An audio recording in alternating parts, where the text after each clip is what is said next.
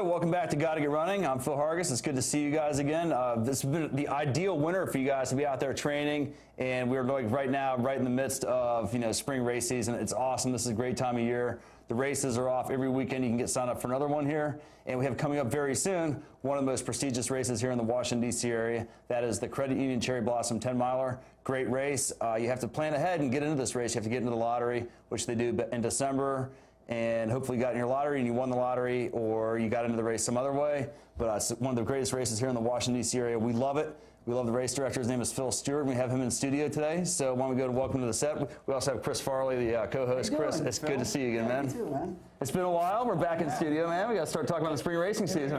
We got a return guest here in Phil Stewart. Honored to have Phil. Thanks for joining us, Phil. My pleasure to be here. So taking a little time out from trying to get this thing ready, but we'll have it ready on Yeah, how do you have time to do the show, man, with all the stuff you have going on close to the race? I was at the office late tonight and then just came on over. So anyway, we'll make it happen. Okay, so as we tape this, we're about a month off from the 40th running of the Credit Union Cherry Blossom 10-miler. 40th, that's very exciting. Tell us about that and what do you got in store for the race this season? Well, we really want to do some special things this year with the 40th. I mean, we're bringing back some people who have important to the history of the race. We're bringing back in Greg Meyer, actually. Greg had the American record, set the American record of 46:13 back in 1983. Record still holds, still the American record for 10 miles. We're bringing back Gar Williams, really interesting fellow. Gar was early D.C. Roadrunner Club president, then he became president of the Roadrunners Club of America after that. He was the founder of the race. He's actually now living out in Oregon, about to turn 80 years old, and he's going to come back. We're going to do a special clinic on Saturday where we're going to have 3 of the past race directors just talking about how the race has grown, how the race is different now than it was in 1973. And then, of course, Bill Rogers always comes back. And then we're really excited also Joan Samuelson's going to come again this year. So, and maybe 1 or 2 more that we're going to add between now and race day. But we're really doing a lot to try and celebrate the history of the event. I mean, 40 years is a long time. And it's interesting, the race actually really preceded the running boom. I mean, you look at an awful lot of races that started, say, in 1978, and they're having their 35th anniversary. And those are the ones that really came in. I was down in Florida at the Gasparilla Distance Classic. They're having their 35th this year. Boilermaker Road Race in Utica had their 35th last year. But we were really on the leading edge of that. And so we really want to open up and talk about the history. Yeah, it's rich in tradition, and it's one of the greatest races in the country, and certainly in D.C. I'd like to talk about kind of the nuts and bolts of the race. How many runners, how many people sign up? Phil mentioned there was a lottery. Yeah, we had about 28,000 people who applied for the lottery. We used to do first come, first serve, where we'd just open it up, and we got to the point where we were filling up in 2 hours and 45 minutes, and there would be teachers who would say, I couldn't get in. It was full before my free period, so I couldn't run the race. So we thought that really wasn't fair. And then we had issues with server overload, and so we just went to the lottery system. You have 10 days to sign up for the lottery, and then we do an electronic drawing and pull the names out of the hat. So do the majority of people still sign up on the first day for the lottery? Though, it's pretty well spread out. I mean, people, and that's exactly what I wanted. I mean, I wanted people to feel relaxed and not panic about it. And so if you got a 10-day period, and you should be able to remember that, and and then you're in. And then of course we also have the charity entries where, if you don't get in, raise $500 for Children's Miracle Network, and you can gain an entry to the race. And we raised over $100,000 through that method. And I really like one thing about your race. You look at New York, it's going up to $260 to enter in the race, and you guys are very reasonable. Well, it's interesting. We've taken sort of an innovative approach to it because, yeah, our basic entry fee is $38, which is low. But what we call it an a la carte system, actually, because if you can, and if a family wants to run this race, you're right, $38 is a very reasonable amount. If you want to get the upgrade shirt, that's optional. If you want to get a medal, that's optional, actually. And this year, for the first time, we gave people the option. One big change that we're doing this year is we expanded the expo to 2 days because last year things got a little bit crowded over at the Building Museum. So the expo is going on Friday and Saturday, which means we're not having Sunday pickup on the monument ground. So this year we gave people an option to have their packet delivered to them. So it really is sort of like an a la carte menu. But what I like is that a family can get into this race for $38, which is definitely below the market rate. So is that one lottery entry then for the entire family, or is it? Well, one of the interesting things that our online provider did was that you can actually enter as a group. So any group, and that's exactly what we wanted to try and work around, is a situation where a husband got in and a wife didn't, or some family members. And so actually when you enter the lottery, you can have groups up to 10, and they will either all get in or nobody will get in. And if over half of the entries in the lottery came in the form of groups. So people really seem to like that. You mentioned the Children's Miracle Network. Talk about what you guys do for them. Well, it's a big fundraiser. It's sort of a combination where the participants are raising money either by getting the charity, the $500 for the charity to gain a charity entry, or some of the other runners, they get into the race, but they still want to raise money for Children's Miracle Network, so they certainly can do that. And then a lot of the sponsoring credit unions kick in money as well, and they have various fundraising activities. So last year, when you add all those things up, we raised $573,000 for Children's Miracle Network. That's some serious cash. Now, I know all the charity entries for this year are gone. If you wanted to run it for charity next year for the Children's Miracle Network, when would you typically need to do that before those bibs all sell out?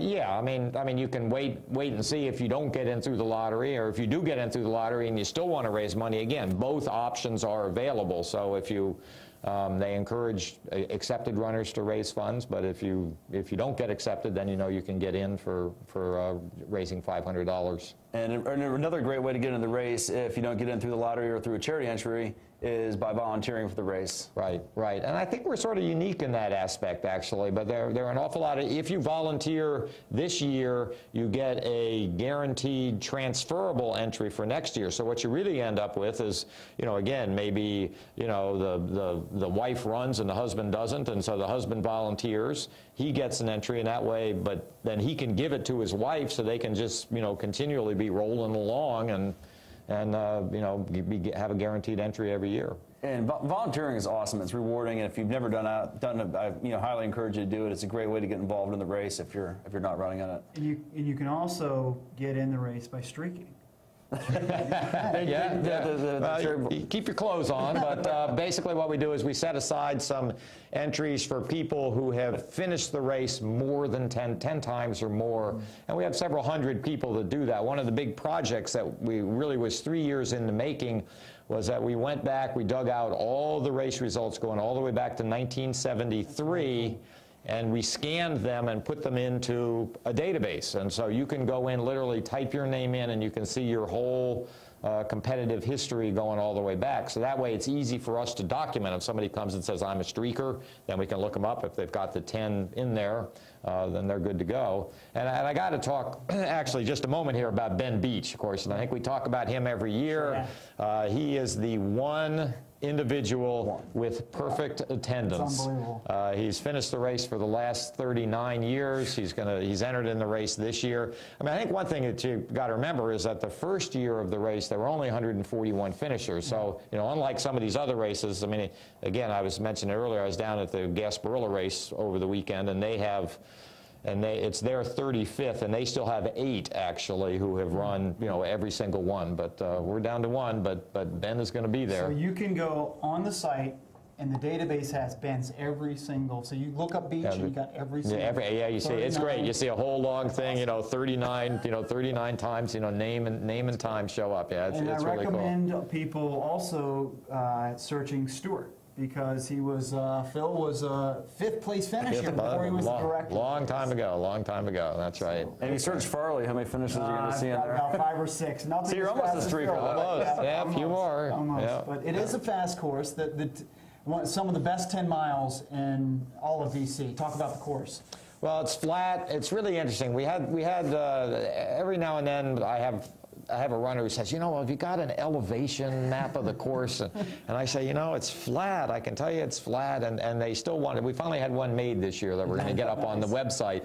And it's funny because the way the scales of those things are, it looks like it's going like this and stuff like that. And I told the guy who we got to make the course, or to make the map, I said, you really got to emphasize that the scale on the left side is between 0 and 30 feet, so you're not talking about a whole lot of, a whole lot of rise here. I mean, you got a little bit going up Memorial Bridge. And I think probably the toughest hill is when you're coming up 15th Street right at the finish. And what does that rise? Maybe 16 Not feet. much. So it's basically flat. And it's a very good, it's a great route. I mean, you go into over there by Arlington Cemetery. It's great for spectators too, because you get that area right there at the start line. My folks came down there and watched me last year, which was great. And then they can come over here and they can catch you over in the as you're heading over to Haynes Point. And then then walk back around and catch at the finish line. So there's plenty of opportunities for your friends and family to catch on the course. Even when you're out at Haynes Point, I hear there's going to be maybe some entertainment. Yeah, we're going to put some music out there. Actually, we're trying to see. We're working on trying to see if we can get some sort of Japanese music, because this year is also the 100th anniversary of the gift of the cherry trees. So the National Cherry Blossom Festival is gearing up with some special activities, and so we're going to try and see if we can get some sort of Japanese music out there. We're also trying really hard to see, we'd like to get some Japanese runners into the race as well, so we're trying to dovetail with their whole 100th anniversary.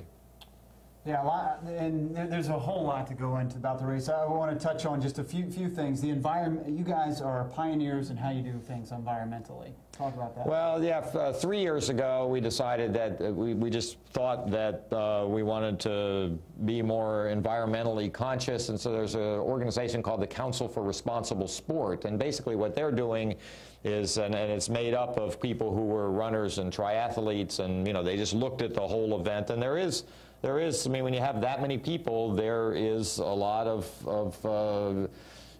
things being disposed of. And so the first year we worked on it. Last year we ended up they have various levels of, and they're going into the dumpsters, and they're looking to see, well, are you separating this out, and how much of it's going to landfill, how much of it's going to, are you able to recycle?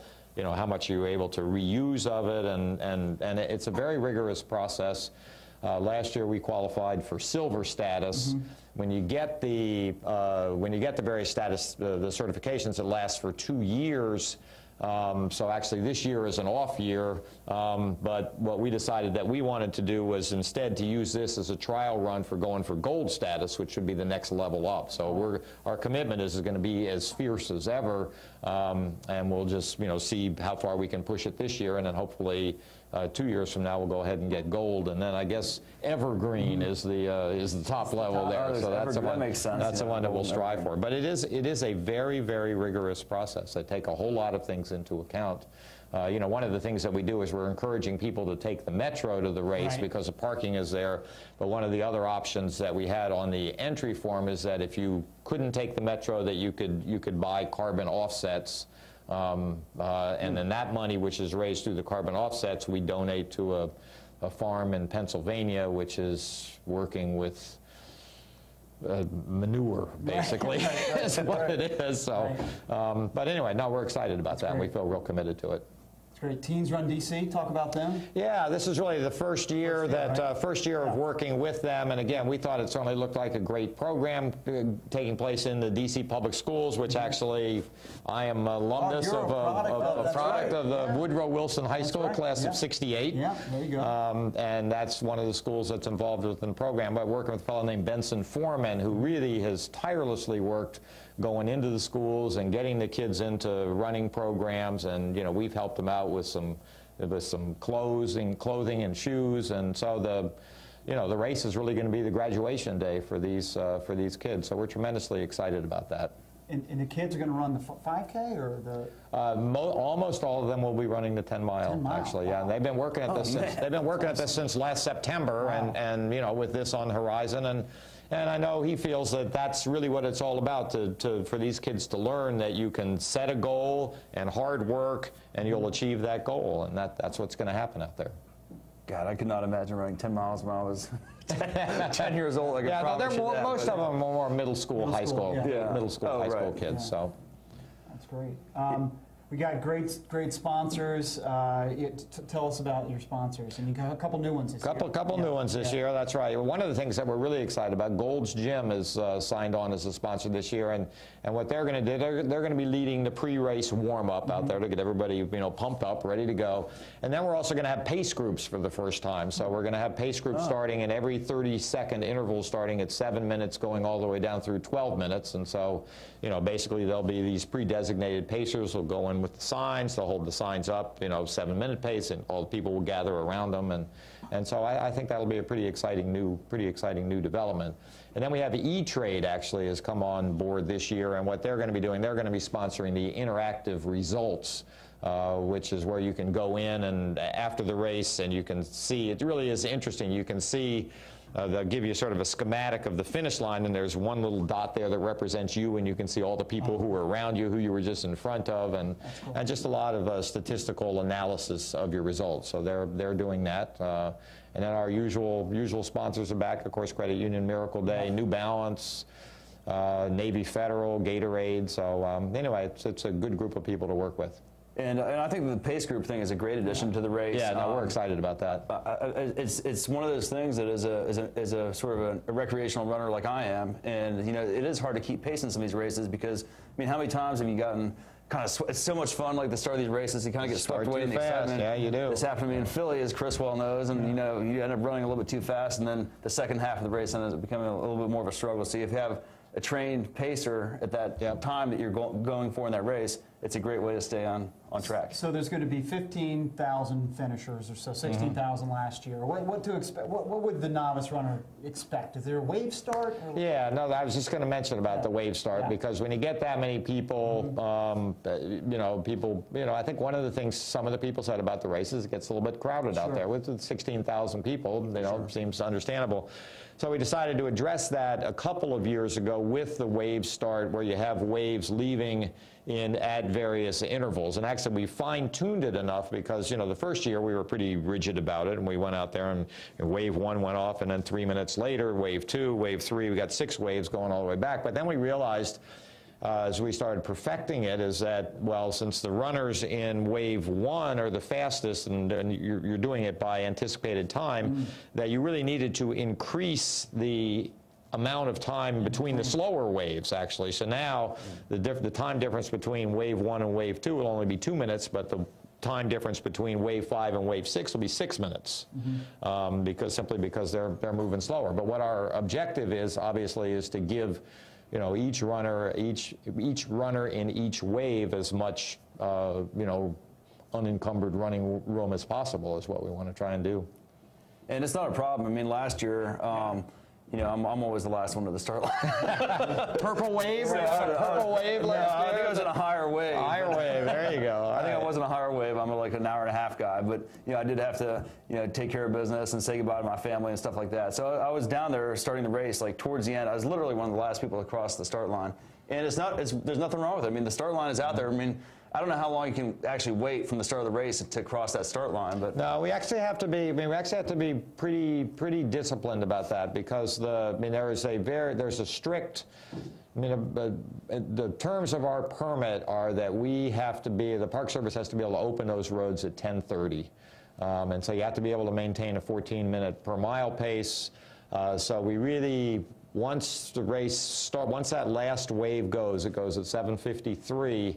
We literally seal the starting line at 8 o'clock. So you were lucky. You were lucky to get across. But again, that's just to ensure. And I understand their predicament because they've got hundreds of thousands of people. If the cherry blossoms are out, if they're at their peak. Now this year seems like it's going to be a little bit earlier, but if it's not, they've got people who've come from around the world to see this, and so they've got to balance the interests, and so. So we do, I mean, we make sure that we open those roads up at Yeah, 10:30. It really is an event, and it's, you know, people from all around the world, whether they realize the race is happening or not, are out there to see it, and people all around the world will be running in the race too. And we got some fast people. We do, Talk yeah. about those guys. Well, it's interesting. I mean, no, always strong contingent from Yeah. Kenya, actually, are defending, and the elite athletes are really just coming in now. So, but we do know that we have Julia Tenega, who's our defending women's champion. She's coming back this year.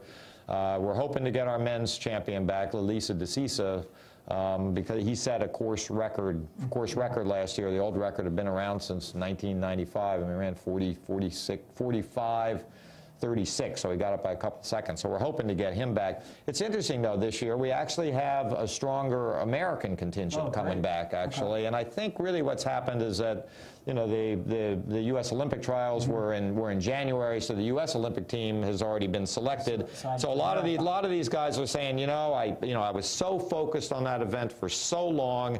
You know, now it's over, I'm going to go out and have some fun. And so I think it's going to be a good, solid American field.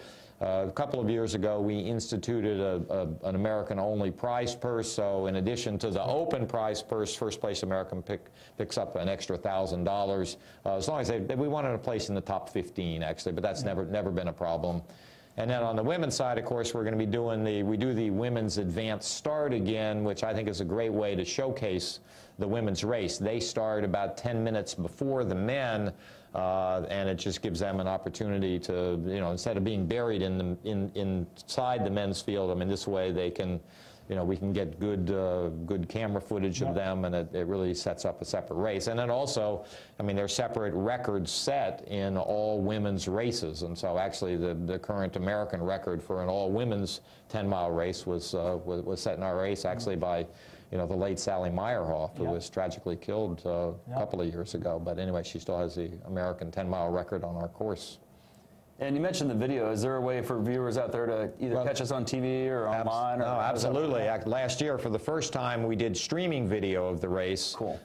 So we actually have a camera on the lead men and the lead women's race, and we're posting it on the website. So there's a link that you can go click, and it's great. You can either watch the men. You can either watch.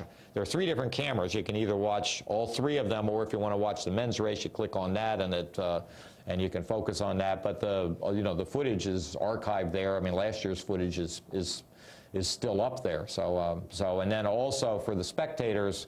Last year, for the first time, we had the big jumbotrons down there, and we're going to have them again. So literally, for spectators, if you're watching the race, I mean, if you're at the start-finish line, you'll be able to literally watch the race as it's unfolding out on the course. Yeah, and I really urge people to check them out at least. I mean, these are some of the best athletes, unlike the other major DC race. I mean, these are some of the best athletes in the world. Yeah, and I mean, we sort of like to consider ourselves the only world-class running event in Washington, and going all the way back to 1973. I mean, the elite athletes have always been a very important part of this race, and it's a tradition that we want to continue, and that really does separate us.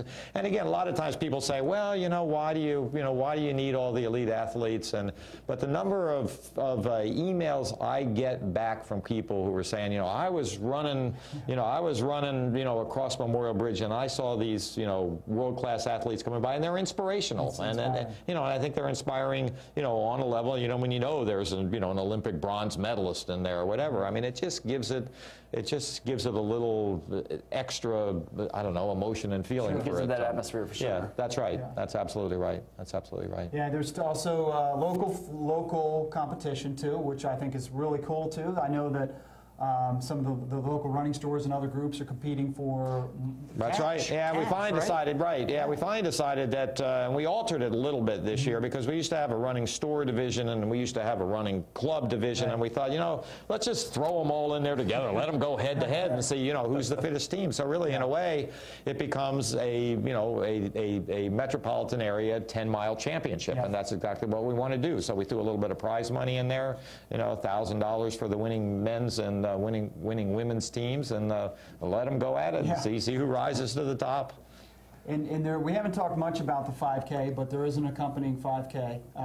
Tell us about that. And it's really designed. It's really designed as a fun run. It's non-competitive. I mean, we do give an award to the first place male and first place female there, but basically it's just gives an opportunity for people who 10 miles might be a little bit ambitious, but they want to be part of it. The other thing that we do is that if people enter the 10-mile and they're maybe, training hasn't gone as well, a little injury, you don't know, and they get around. Not this winter, though. Yeah, right. You get around, come race day, actually, and you can switch over and run the 5K. So race day, you can switch over. But we don't make. Viewers. I don't want people doing that at the last minute. But anyway, That's the race director we're talking to.